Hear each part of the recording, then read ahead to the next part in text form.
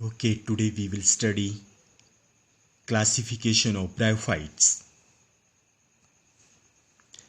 What are bryophytes? Bryophytes are called the embryophytic non-vascular plants. Embryophytic means यहाँ पे embryo की formation होगी and non-vascular means they lack the vascular tissues means यहाँ पे ना तो xylem होगा ना यहाँ पे फ्लोएम होगा. ब्रायोफाइट जो वर्ड था that is derived from the word bryon जिसका मीनिंग था मॉस और ये टर्म सबसे पहले इंट्रोड्यूस की थी by the scientist Robert brown. International level के ऊपर फादर ऑफ ब्रायोलॉजी बोलते हैं हम हेडविग को, while the father of Indian bryology that is Professor Shivram Kashyap. Now its classification. Classification of bryophyte is a very cumbersome job, means no system classification has been devised so far which is widely accepted and truly phylogenetic. तो अगर हम simply बात करें यहाँ पे जो bryophyte का classification है बहुत सारे साइंटिस्ट ने टाइम टू टाइम इसको अपने अकॉर्डिंग देने की कोशिश की और इसको थोड़ा मॉडिफाई भी किया, लेकिन कोई भी जो सिस्टम था वो वाइडली एक्सेप्टेड नहीं हो पाया और ना ही ये कोई सिस्टम जो था वो ट्रूली फाइलोजेनेटिक था जो इवोल्यूशनरी जो ट्रेंड्स थे उनको भी एक्सप्लेन करता हो. सो टाइम टू टाइम बहुत सारे सिस्टम ऑफ क्लासिफिकेशन जो हैं वो एग्जिस्टेंस में आए. तो उनमें हम सबसे पहले पढ़ते हैं Engler 1892. He classified the bryophytes into two classes. First is Hepaticae and the second class is Musci. Then class Hepaticae is further divided into three orders. First one is Markensiales, then Jungermanniales, and the third is Anthocerotales. And then the class Muskie is divided again into three orders. First one is Sphagnales, second is Andriales, and the third is Bryales.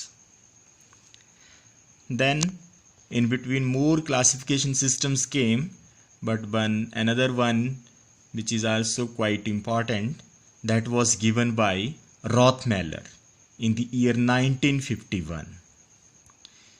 He simply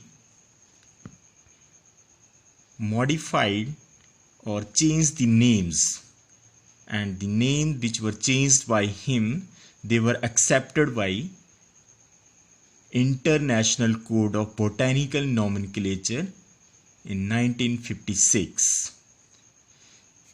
So what he did, जो आपने यहाँ पे class का name पढ़ा हमने angler में हिपैटिकी, तो उसने सिंपली यहाँ पे जो हिपैटिकी नेम था उसको चेंज करके यहाँ पे नया नाम दे दिया, दैट इज हिपैटिकोप्सीडा. जो एंगलर में नेम था हिपैटिकी उसकी जगह उसने क्या नाम दे दिया, हिपैटिकोप्सीडा. ऐसे ही जो दूसरा आपकी क्लास थी जो कुछ और साइंटिस्ट लोगों ने नाम दिया था, पहले ये आपका यहाँ पे ऑर्डर था, लेकिन इसके बाद जो क्लासिफिकेशन सिस्टम्स आए वहाँ पे इसको ऑर्डर से निकाल के यहाँ पे इसको एक अलग से क्लास में हिपैटिकी से निकाल के इसको अलग से दे दिया, दैट इज द एंथोसेरोटी, एक अलग से क्लास बना दी. लेकिन उसका जो नाम था वो था एंथोसेरोटी. इसको भी इसने चेंज करके नया नाम दे दिया, that is Anthocerotopsida. And the third जो यहाँ पे आपकी क्लास मस्की है एंगलर के अकॉर्डिंग, उसका नाम चेंज करके यहाँ पे नया नाम आ गया, दैट इज ब्रायोप्सीडा. तो रॉथमिलर ने क्या किया, जो कुछ क्लास के टेक्सॉन्स थे जो उनके पुराने नाम थे उनको उसने जस्ट सिंपली यहाँ पे चेंज कर दिया. ठीक है, and the names which he changed they were accepted by the ICBN also. तो हिपैटिकी का नाम हो गया हिपैटिकोप्सीडा, एंथोसिरोटी का नाम हो गया अब आपका एंथोसिरोप्सीडा, और जो मस्की क्लास थी आपकी उसका नया नाम आ गया आपका ब्रायोप्सीडा. Then one another scientist came, that is the Pasteur, in 1957. He also changed the class name. जो भी हमने पीछे नाम पढ़ा यहाँ पे, that is Anthoceropsida. तो उसने इसका नया नाम चेंज कर दिया आगे और Anthoceropsida का नया नाम दे दिया, that is Anthoceratopsida. Then, based upon the suggestions of many biologists, he arranged various levels of the taxa in the following manner. तो हम इसका प्रोस्क्योर का और जो थोड़ा most widely system of classification हम जिसको मानते हैं ब्रायोफाइट्स में, उसकी हम थोड़ी सी जनरल लेआउट पढ़ते हैं कि कैसे होता है आपका. तो first of all, division is bryophyta in the plant kingdom, that is divided into 3 classes. कौन कौन सी? हिपैटिकोप्सीडा, जिनको हम कॉमनली क्या बोलते हैं, liverworts. Second class is Anthocerotopsida, जिनको हम कॉमनली बोलते हैं horn birds. And the third class is Bryopsida, commonly called mosses. अब जो हमारी क्लास हिपैटिकोप्सीडा है, that is further divided into 4 orders. That is Markensiales, जिसमें हमने रिक्शिया, मार्केंशिया इस तरीके के हम पढ़ेंगे आगे. Then Spherocarpales, Spherocarpus पढ़ते हैं यहाँ पे. Then Jungermanniales, जिसमें हम पेलिया वगैरह पढ़ते हैं.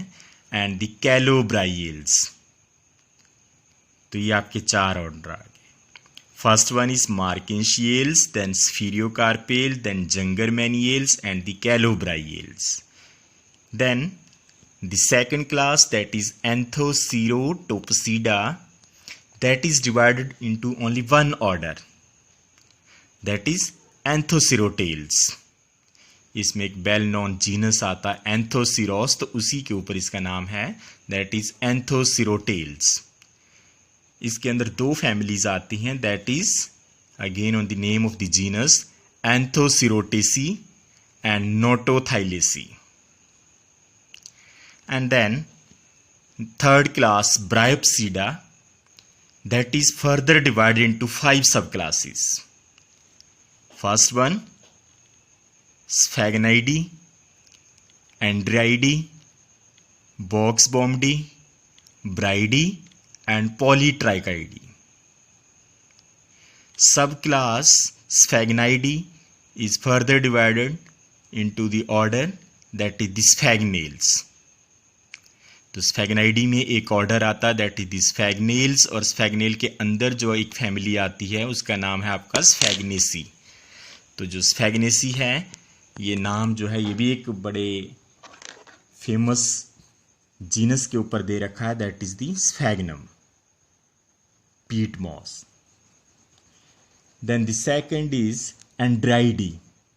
इसके अंडर में एक ऑर्डर आता है, that is Andriales, और इसमें एक फैमिली आती है further, that is the Andriaceae. Then the third subclass is your Boxbomdidae.